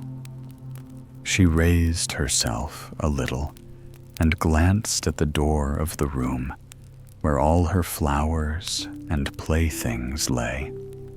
It was partly open, and as she listened, it seemed as if someone in the room was playing the piano, but softly and more prettily than she had ever before heard it. "Now, all the flowers are certainly dancing in there," she thought. "Oh, how much I should like to see them." But she did not dare move for fear of disturbing her father and mother. If they would only come in here, she thought. But they did not come, and the music continued to play so beautifully and was so pretty that she could resist no longer. She crept out of her little bed, went softly to the door, and looked into the room. Oh, what a splendid sight there was, to be sure. There was no night lamp burning, but the room appeared quite light, for the moon shone through the window upon the floor and made it almost like day. All the hyacinths and tulips stood in 2 long rows down the room. Not a single flower remained in the window, and the flower pots were all empty. The flowers were dancing gracefully on the floor, making turns and holding each other by their long green leaves as they swung round. At the piano sat a large yellow lily, which little Ida was sure she had seen in the summer, for she remembered the student saying she was very much like Miss Lena, one of Ida's friends. They all laughed at him then, but now it seemed to little Ida as if the tall yellow flower was really like the young lady. She had just the same manners, while bending her long yellow face from side to side, and nodding in time to the beautiful music. Then she saw a large purple crocus jump into the middle of the table where the playthings stood, go up to the doll's bedstead, and draw back the curtains. There lay the sick flowers, but they got up directly and nodded to the others as a sign that they wished to dance with them. The old, rough doll with the broken mouth stood up and bowed to the pretty flowers. They did not look ill at all now, but jumped about and were very merry. Yet none of them noticed little Ida. Presently, it seemed as if something fell from the table. Ida looked that way and saw a slight carnival rod jumping down among the flowers as if it belonged to them. It was, however, very smooth and neat, and a little wax doll with a broad-brimmed hat on her head, like the one worn by the lawyer, sat upon it. The carnival rod hopped about among the flowers on its 3 red, stilted feet, and stamped quite loud when it danced the mazurka. The flowers could not perform this dance. They were too light to stamp in that manner. All at once, the wax doll which rode on the carnival rod seemed to grow larger and taller, and it turned round and said to the paper flowers, "How can you put such things in a child's head? They are all foolish fancies." And then the doll was exactly like the lawyer, with the broad-brimmed hat, and looked as yellow and as cross as he did. But the paper dolls struck him on his thin legs, and he shrunk up again and became quite a little wax doll.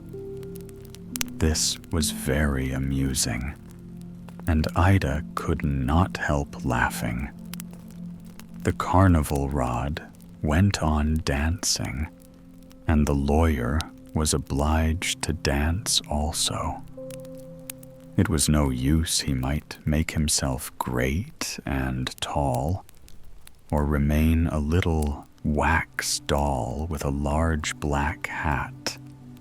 Still, he must dance. Then at last the other flowers interceded for him, especially those who had lain in the doll's bed, and the carnival rod gave up his dancing. At the same moment, a loud knocking was heard in the drawer, where Ida's doll, Sophie, lay with many other toys. Then the rough doll ran to the end of the table, laid himself flat down upon it, and began to pull the drawer out a little way. Then Sophie raised himself and looked round, quite astonished. "There must be a ball here tonight," said Sophie. "Why did not somebody tell me?" "Will you dance with me?" said the rough doll. "You are the right sort to dance with, certainly," said she, turning her back upon him. Then she seated herself on the edge of the drawer and thought that perhaps one of the flowers would ask her to dance. But none of them came. Then she coughed, "Hem, hem, ahem." But for all that, not one came. The shabby doll now danced quite alone, and not very badly, after all. As none of the flowers seemed to notice Sophie, she let herself down from the drawer to the floor, so as to make a very great noise. All the flowers came round her directly, and asked if she had hurt herself, especially those who had lain in her bed. But she was not hurt at all, and Ida's flowers thanked her for the use of the nice bed, and were very kind to her. They led her into the middle of the room, where the moon shone and danced with her, while all the other flowers formed a circle round them. Then Sophie was very happy and said they might keep her bed. She did not mind lying in the drawer at all. But the flowers thanked her very much and said, "We cannot live long. Tomorrow morning we shall be quite dead, and you must tell little Ida to bury us in the garden near to the grave of the canary. Then in the summer we shall wake up and be more beautiful than ever." "No, you must not die," said Sophie as she kissed the flowers. Then the door of the room opened, and a number of beautiful flowers danced in. Ida could not imagine where they could come from, unless they were the flowers from the king's garden. First came 2 lovely roses with little golden crowns on their heads. These were the king and queen. Beautiful stalks and carnations followed, bowing to every one present. They had also music with them. Large poppies and peonies had pea shells for instruments, and blew into them till they were quite red in the face. The bunches of blue hyacinths and the little white snowdrops jingled their bell-like flowers, as if they were real bells. Then came many more flowers, blue violets, purple heart's ease daisies, and lilies of the valley, and they all danced together and kissed each other. It was very beautiful to behold. At last, the flowers wished each other good night. Then little Ida crept back into her bed again and dreamt of all she had seen. When she arose the next morning, she went quickly to the little table to see if the flowers were still there. She drew aside the curtains of the little bed. There they all lay, but quite faded, much more so than the day before. Sophie was lying in the drawer where Ida had placed her, but she looked very sleepy. "Do you remember what the flowers told you to say to me?" said little Ida. But Sophie looked quite stupid and said not a single word. "You are not kind at all," said Ida, "and yet they all danced with you." Then she took a little paper box on which were painted beautiful birds and laid the dead flowers in it. "This shall be your pretty coffin," she said, "and by, when my cousins come to visit me, they shall help me to bury you out in the garden, so that next summer you may grow up again more beautiful than ever." Her cousins were two good-tempered boys whose names were James and Adolphus. Their father had given them each a bow and arrow, and they had brought them to show Ida. She told them about the poor flowers, which were dead, and as soon as they obtained permission, they went with her to bury them. The two boys walked first with their crossbows on their shoulders, and little Ida followed, carrying the pretty box containing the dead flowers. They dug a little grave in the garden. Ida kissed her flowers and then laid them with the box in the earth. James and Adolphus then fired their crossbows over the grave, as they had neither guns nor cannons. The naughty boy. A long time ago, there lived an old poet, a thoroughly kind old poet. As he was sitting one evening in his room, a dreadful storm arose without, and the rain streamed down from heaven. But the old poet sat warm and comfortable in his chimney corner, where the fire blazed and the roasting apple hissed. "Those who have not a roof over their heads will be wetted to the skin," said the good old poet. "Oh, let me in, let me in.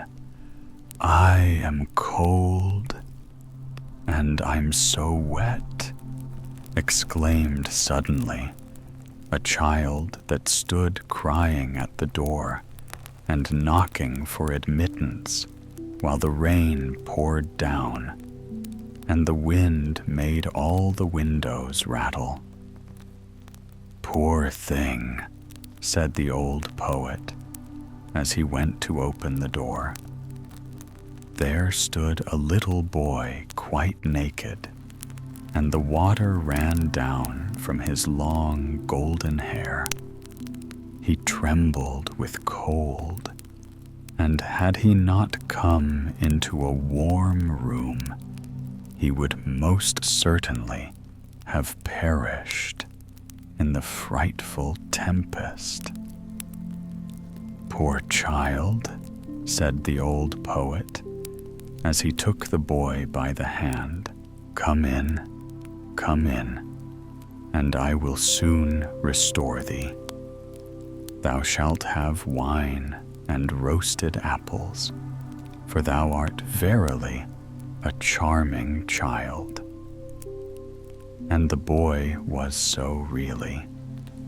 His eyes were like 2 bright stars, and although the water trickled down his hair, it waved in beautiful curls. He looked exactly like a little angel, but he was so pale, and his whole body trembled with cold. He had a nice little bow in his hand, but it was quite spoiled by the rain, and the tints of his many-colored arrows ran one into the other. The old poet seated himself beside his hearth and took the little fellow on his lap. He squeezed the water out of his dripping hair, warmed his hands between his own, and boiled for him some sweet wine. Then the boy recovered. His cheeks again grew rosy. He jumped down from the lap where he was sitting and danced round the kind old poet. "You are a merry fellow," said the old man. "What's your name?" "My name is Cupid," answered the boy. "Don't you know me? There lies my bow. It shoots well, I can assure you. Look, the weather is now clearing up, and the moon is shining clear again through the window. Why, your bow is quite spoiled," said the old poet. "That were sad indeed," said the boy, and he took the bow in his hand and examined it on every side. "Oh, it is dry again, and is not hurt at all. The string is quite tight. I will try it directly." And he bent his bow, took aim, and shot an arrow at the old poet right into his heart. "You see now that my bow was not spoiled," said he, laughing, and away he ran. The naughty boy to shoot the old poet in that way, he who had taken him into his warm room, who had treated him so kindly, and who had given him warm wine and the very best apples. The poor poet lay on the earth and wept, for the arrow had really flown into his heart. "Fie," said he, "how naughty a boy Cupid is. I will tell all children about him, that they may take care and not play with him, for he will only cause them sorrow and many a heartache." And all good children to whom he related this story took great heed of this naughty Cupid. But he made fools of them still, for he is astonishingly cunning. When the university students come from the lectures, he runs beside them in a black coat and with a book under his arm.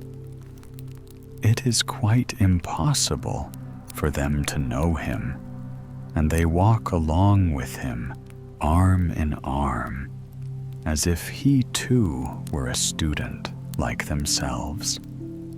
And then, unperceived, he thrusts an arrow to their bosom. When the young maidens come from being examined by the clergyman, or go to church to be confirmed there, he is again close behind them. Yes, he is forever following people. At the play he sits in the great chandelier and burns in bright flames so that people think it is really a flame, but they soon discover it is something else. He roves about in the garden of the palace, and upon the ramparts. Yes, once he even shot your father and mother right in the heart. Ask them only, and you will hear what they'll tell you. Oh, he is a naughty boy, that Cupid. You must never have anything to do with him.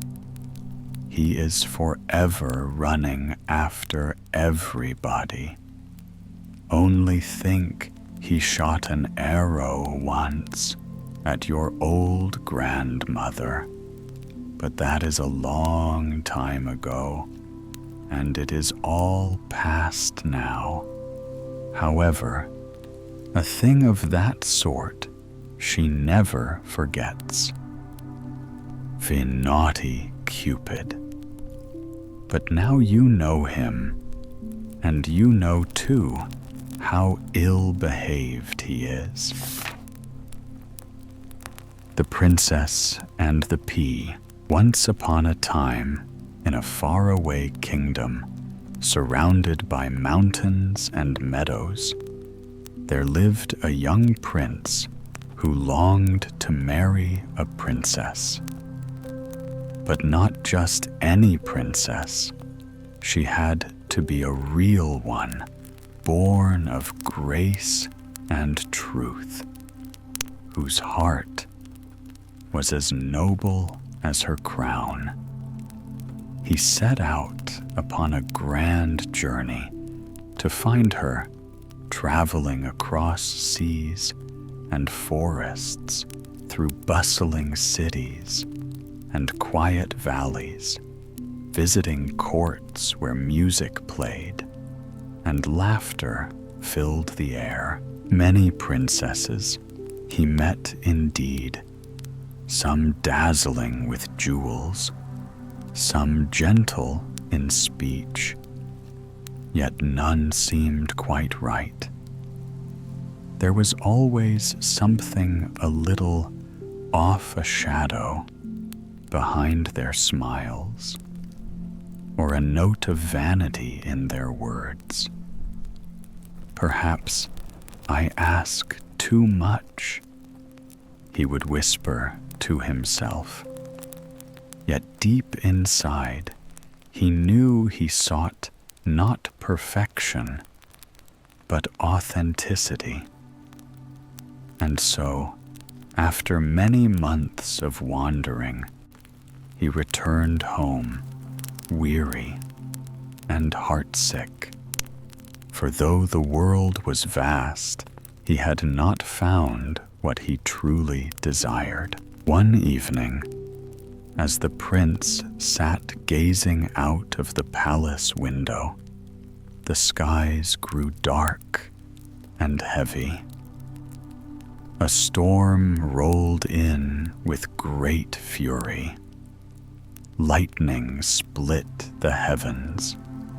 Thunder roared like drums of war, and the rain came down in sheets so thick that the castle towers vanished behind a curtain of silver water.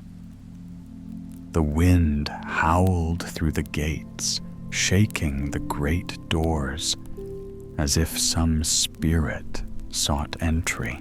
Then came a knocking, timid at first, then louder.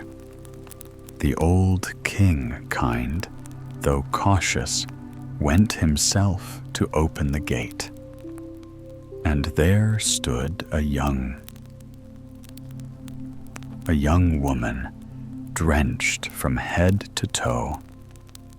Her hair clung to her cheeks.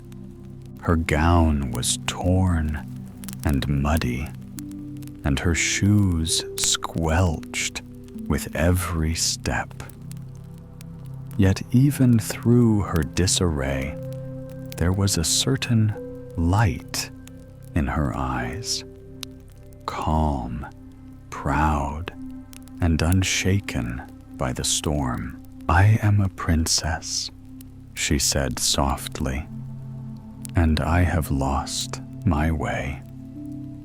Might I have shelter for the night?" The old queen, wise and perceptive, looked at her closely. A real princess, she wondered. Appearances could deceive, and many had claimed such titles before. "We shall see," she thought, with a small, knowing smile. She ordered a room prepared, but in her heart she devised a quiet little test, one known only to her. While the servants dried the young woman's clothes and set a warm fire by her bedside, the queen entered the chamber herself. She stripped the bed bare, right down to the frame, and upon the wooden slats she placed a single green pea. Then she called for 20 mattresses to be stacked high, one upon another, soft as clouds. And on top of them she laid 20 feather beds so thick and downy that they seemed fit for dreams themselves. "Let us see," she murmured, "if she truly has the delicacy of royal blood." That night, the princess climbed the towering bed with the help of a small ladder. She thanked the servants, politely lay down, and closed her eyes as the rain still whispered against the windows. When morning came, the queen entered the room and greeted her guest with a smile. "Did you rest well, my dear?" "Oh, not at all," the princess exclaimed, rubbing her eyes. "I scarcely slept a wink. Something hard was pressing beneath me all night. I'm sure of it. My body aches as if I had lain upon stones. What could possibly be in that bed?" The queen's eyes sparkled. Indeed, she thought only a true princess could feel a pea through 20 mattresses and 20 feather beds. For such delicate sensitivity could come only from one raised in gentleness, in a heart attuned to the slightest discomfort of the world. The prince was overjoyed. He had searched the earth for a real princess, and now, by the simplest of tests, he had found her not in splendor, or ceremony, but in humility and truth. Her grace had been proven not by jewels or words, but by the quiet honesty of her heart. And so, in time, he took her hand in marriage. Bells rang throughout the kingdom, and the people rejoiced, for the prince had found the one who was truly his equal. As for the little pea, it was carefully placed in a crystal case and set in the Royal Museum, where it can still be seen to this very day, unless, of course, someone has stolen it. And that, dear reader, is a true story, as true as the feeling of a pea beneath 20 mattresses, and the tenderness of a heart that can still feel what others cannot.